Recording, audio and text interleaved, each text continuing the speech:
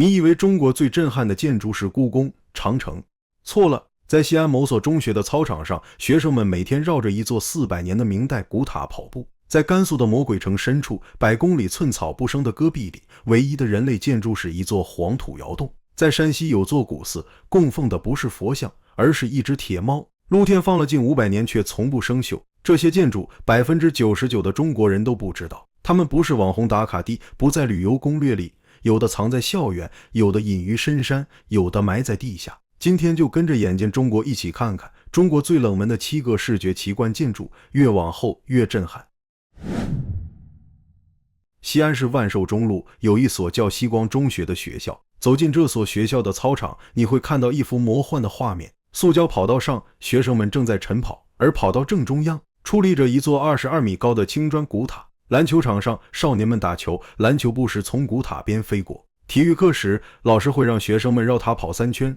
这座塔叫万寿寺塔，建于明朝万历年间，距今已有400多年历史。这是一座6角形6层的楼阁式砖塔，塔身第3层南面刻有藏经塔3个楷书大字。当年香火鼎盛的万寿寺早已不复存在，只留下这座孤独的古塔守护着校园。1945年，原万寿寺区域成为学校校址，从此这座明代古塔就成了学生们最特别的校友。一位高中生说，高一刚入校，看到这座塔感觉很惊讶，我们每天能跟它这么亲密接触，感觉很自豪。然而这座古塔也经历过一次生死劫难。2011年5月，西安连降大雨，塔基严重下沉，塔身向西北方向倾斜达 2.64 米，整个操场被围挡起来，学生们不敢靠近，体育课只能在操场边缘将就着上。文物局紧急用3个巨大的钢架从3个方向顶住塔身，防止倒塌。经过2年的监测，2013年9月启动纠偏工程，采用抽土纠偏法，在倾斜方向相反一侧慢慢抽土，让塔体靠自重慢慢归位。到2013年12月，这座倾斜的古塔终于改邪归正，重新矗立在了操场上。如今塔周围设有护栏，塔檐铜铃在风中作响，和校园广播声、学生的欢笑声交织在一起。这座藏在校园里的古塔，只有西安本地人知道，外地游客几乎不知情。毕竟谁能想到一座400年的古塔会和现代化的操场、篮球架、教学楼同框出现。第6名，山西阳曲铁猫寺。山西太原市阳曲县大余镇有一座废弃的古寺，寺庙早已坍塌，但寺前高台上矗立着一只铁铸的猫。这只铁猫通高 1.4 米，昂首挺胸，两耳直竖，两目圆睁，前腿垂直，后腿下蹲，威严地注视着前方。最奇特的是，在铁猫的腹下还有一只正在吮乳的小猫，憨态可掬。这座铁猫铸造于明嘉靖14年，也就是公元1535年，距今已有近500年历史。更令人震惊的是，这只铁猫露天放置了近500年，日晒雨淋，春夏秋冬，外表却毫无锈迹，光可照人。据说曾有人为铁猫搭屋遮风挡雨，将它放于屋内，但没几天铁猫身上就出现了锈斑，村民们只好拆屋，将铁猫重新置于露天高台上，没想到锈斑竟然自动消失了。这只铁猫为什么不会生锈，至今仍是一个谜。关于这只铁猫，当地流传着一个传说。很久以前，大余村附近有座山叫老鼠山，山里住着一只鼠精。这只鼠精经常出来作乱，糟蹋庄稼，偷吃粮食，村民们苦不堪言。一天，来了一位游访道人，听说这件怪事后说，老鼠天性惧猫，你们不妨筑一只铁猫，镇守此地，鼠精就不敢出来了。说完，道人绘制了铁猫图一幅，村民们立即集资，请技艺高超的铁匠一样炼铸了一雄一雌2只铁猫。雄铁猫被道人带走，至今不知流落何处。此铁猫则竖立在村外砖台上，面对着老鼠山。从那以后，鼠精果然再不敢露面，日子长了，鼠精连下带恶，便死在了山上。如今那座山上有条尖尖的山梁，据说就是老鼠精的几倍。2000年，这只铁猫曾被盗走，所幸很快被公安追回。村民们出资修筑了一个更高的高台，将铁猫放置在上面，既是保护，也有防盗之意。如今，铁猫寺早已成为废墟，只剩下这只铁猫孤独地守护着村庄。寺旁建有铁猫公园，但寺庙日常不对外开放，想要参观需要联系村委会。也正因如此，这座供奉铁猫的古寺成了山西最冷门的文物之一。直到2021年，有旅游博主拍摄视频后，才有少数网友慕名前去。网友们戏称这里是猫猫教总部。一只不生锈的铁猫，一个镇鼠精的传说，一座废弃的古寺，构成了这个冷门而神秘的奇观。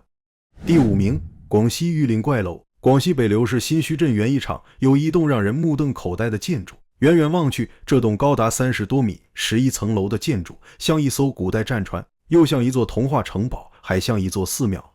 总之，它什么都像，又什么都不像。这栋楼融合了中式、泰式、俄式、欧式等多种建筑风格。泰式尖顶，俄罗斯金色洋葱顶，法式围栏，钟楼，广西吊脚楼。乍一看像大杂烩，可仔细观赏又会发现它构思新颖，布局合理。当地人称它为玉林第一怪楼。农民自荐没学过设计的野生艺术家。更让人震惊的是，这栋楼是一个农民自己设计建造的。这位农民叫李基光，今年60多岁，土生土长的北流人。他从小喜欢画画和雕塑，长大后一直从事建筑行业，承接生态建筑和园林工程，但从未接受过科班训练，不会画图纸。李基光说，外国人说中国人搞房子像火柴，四四方方，不可能，我有钱一定搞一栋有艺术的。2010年开始筹备，2014年正式动工，2017年完成主体建设。到了2021年，这栋楼已经建了7年，花去1500万元，但仅完成60%的工程量，所有资金都是他承包其他工程的积蓄。走进怪楼内部，你会发现更多的惊喜，一进门就是精心布置的中式园林，假山盆景，小桥流水，绿叶红花，还有一个巨大的金色茶壶喷泉，水从壶嘴流下，寓意流水生财。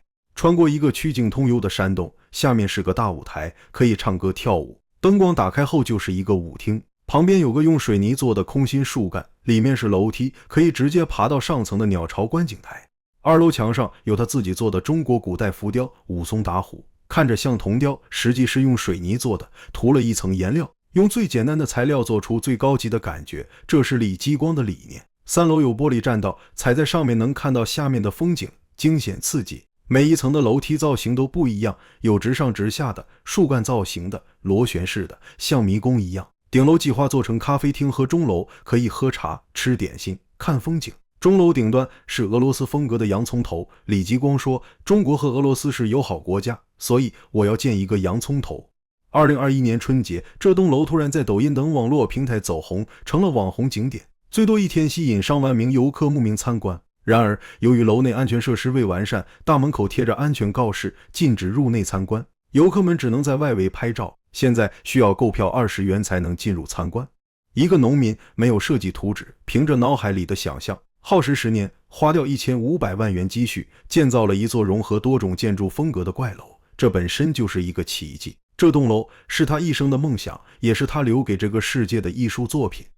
第4名，甘肃雅丹派出所窑洞。从甘肃敦煌市区出发，向西北行驶180公里，沿途经过阳关、玉门关，越往西北越荒凉，最后连一个人、一辆车、一根草都看不到。2个多小时后，雅丹地貌会呈现在你眼前，灰褐色的沙石地上耸立着一座座土黄色小山丘，这就是敦煌魔鬼城雅丹国家地质公园。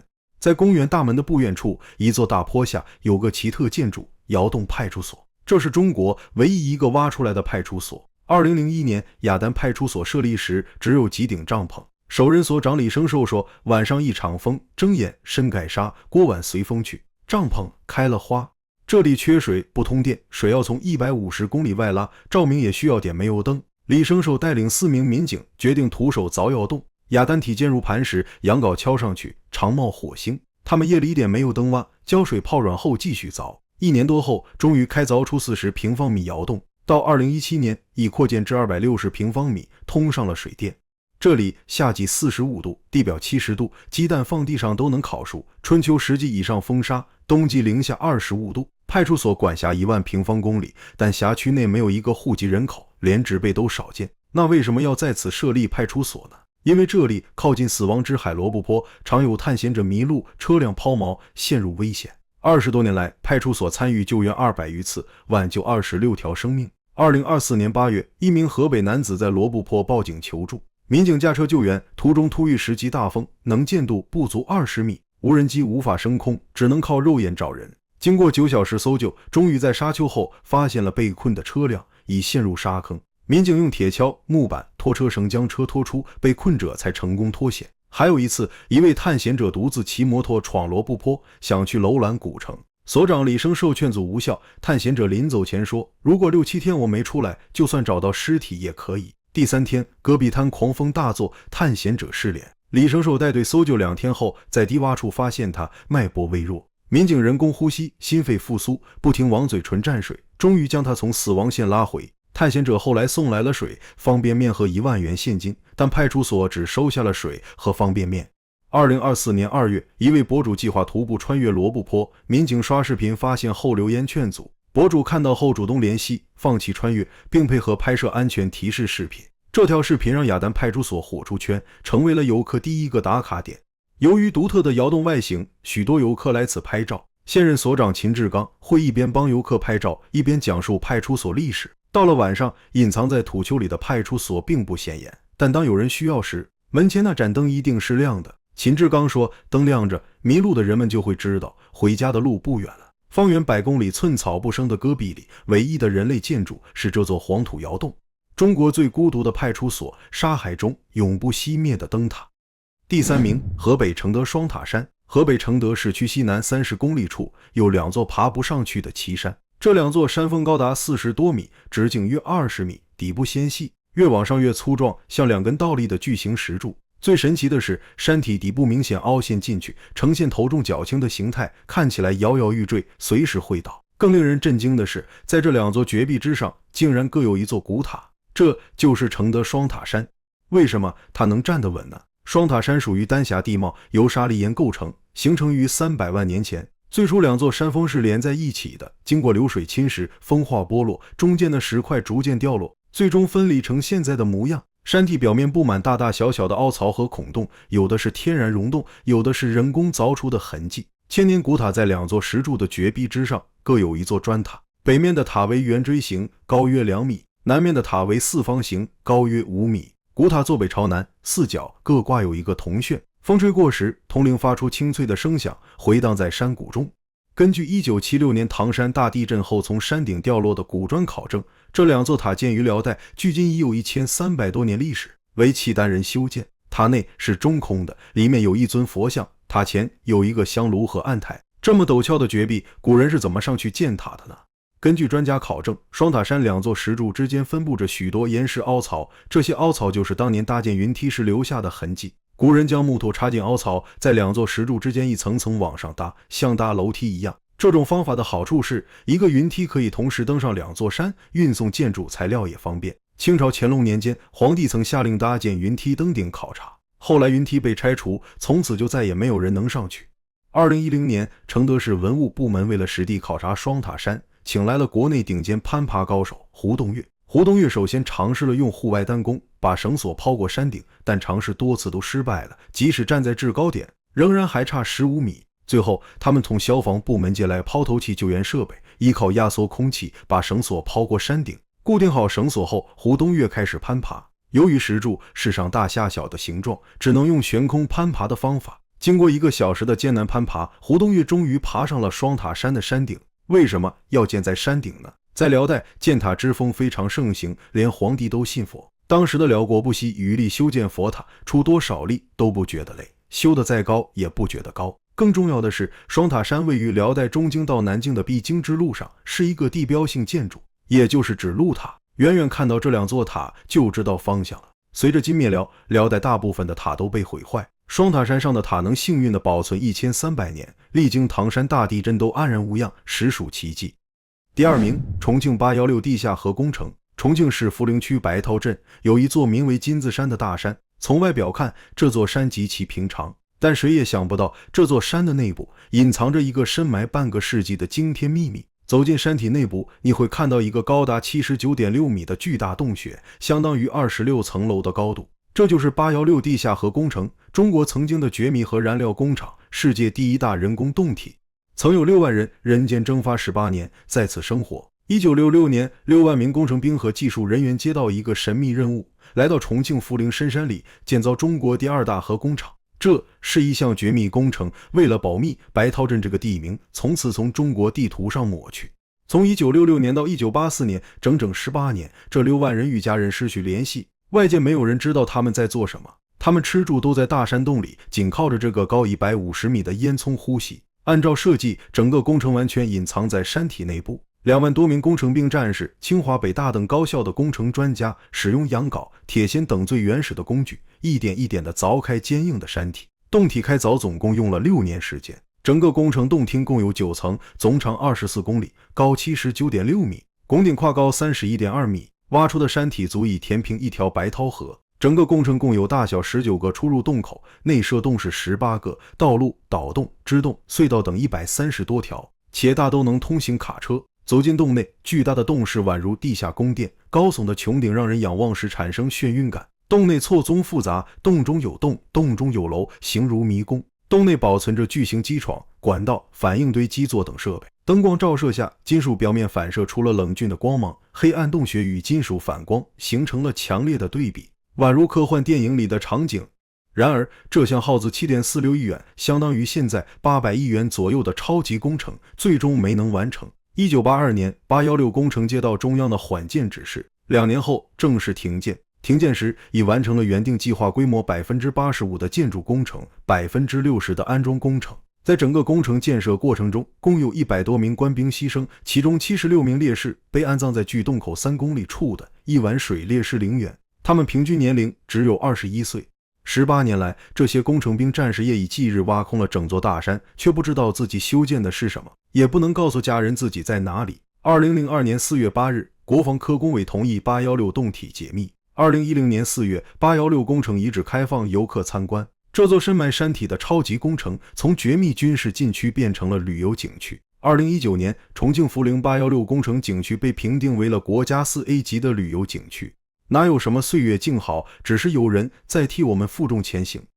第1名，四川荣山监狱。在四川广元市荣山镇的大山深处，有一座被称为川北小布达拉宫的神秘建筑群。这是一座建在悬崖峭壁上的废弃监狱，而进入这座监狱的唯一通道是一条让人腿软的铁索桥，没有护栏，木板腐朽，铁索生锈，桥下是10多米深的河谷激流。这座监狱叫荣山监狱，也叫荣山煤矿，始建于1954年，曾是四川最大的劳改监狱之一。在它最辉煌的时期，这里关押着数千名服刑人员，加上武警、管教人员和家属，常住人口超过1万人。如今，这座曾经森严的高墙大院已经变成了一座彻底的空城。想要进入这座废弃监狱，必须先走过那座令人胆寒的铁索桥，桥长约80米，宽度仅容1人通过。桥面原本铺设的木板，有的已经腐烂，有的已经脱落，只剩下几根生锈的铁索和零星的木板。走在上面，铁索左右摇摆，发出吱吱嘎嘎的声音，每走一步都是在挑战胆量。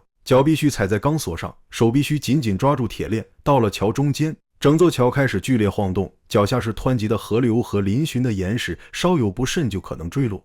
穿过铁索桥，眼前出现的是一座规模庞大的建筑群，这些房屋依山而建，层层叠叠地镶嵌在悬崖上，从远处看就像一座悬挂在山体上的空中之城。房屋数量超过数百栋，错落有致地排列在山坡上，形成了一个完整的社区。荣山监狱最初是荣山煤矿余家扁矿区，后来成为广元监狱一大队，是关押人数最多的地方。犯人们在此进行采煤劳动改造，监狱与煤矿合二为一，形成了一个自给自足的封闭世界。走进监狱内部，到处可见当年的标语：知罪认罪悔罪，痛改前非，学法知法守法，重新做人，用分分秒秒的谨慎换时时刻刻的平安。墙上的红色大字虽已斑驳，却依然清晰可见。监区分为多个大队，每个大队又分为若干中队。墙上还保留着2重沿6中队、9中队、3中队、8中队、5中队、4中队、1中队、2中队的指示牌，以及人犯止步、禁止犯人通行的警示标语。这里的设施一应俱全，矿井入口、澡堂、食堂、会议室、医院、图书室、礼堂、操场、晒衣场，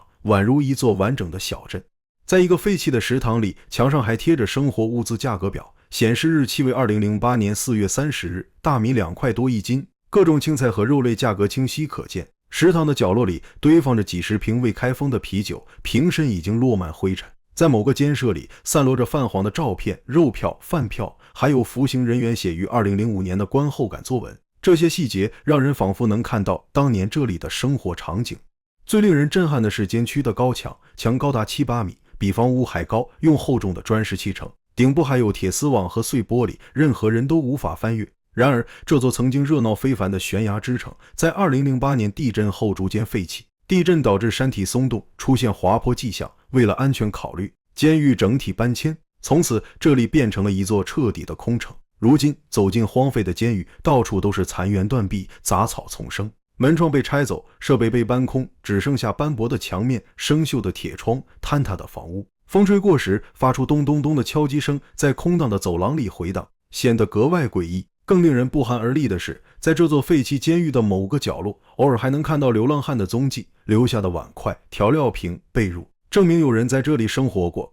尽管废弃多年，但荣山监狱依然保持着它的神秘感。由于地处深山，交通不便，地图标注模糊，想要到达这里需要自驾加徒步，全年访客不足300人，仅有户外探险博主和历史爱好者偶尔探访。这座悬崖上的监狱以它独特的地理位置、惊险的铁索桥、庞大的建筑群、森严的高墙以及废弃后的诡异氛围，成为中国最神秘、最震撼的废墟建筑之一。它不仅是一座监狱的遗址，更是一段历史的见证，一个时代的开始与结束，一座城市的繁荣与衰落，都凝固在这些残破的建筑里。而那座摇摇欲坠的铁索桥依然横跨在峡谷之上，像一道通往过去的门，等待着勇敢者的探访。以上就是中国7个最冷门的视觉奇观建筑，从西安校园里的400年古塔，到重庆山体中的地下和工厂，再到四川悬崖上的废弃监狱。这些建筑都有一个共同点，它们不是网红打卡地，不在旅游攻略里，却用独特的方式诉说着中国建筑的多样与神奇。有的是历史遗存，有的是人类智慧的结晶，有的是极端环境下的坚守，有的是时代变迁的见证。它们提醒我们，最震撼的风景往往藏在你不知道的角落。如果有机会，你最想探访哪一个呢？以上是本期视频的全部内容。长视频制作不易，您的点赞、订阅和转发是对我们用心制作内容的最大鼓励。我们下期再见。